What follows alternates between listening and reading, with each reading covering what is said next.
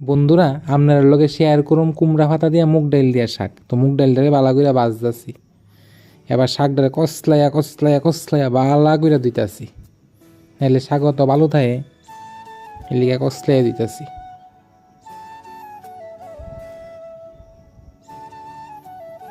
এবার শাক দিয়ে দিলাম ডাইলের মধ্যে, ডাইল হয়ে গেছে সিদ্ধ, লবণ হলুদ দিয়া বালা করে একটা লালা দিমু,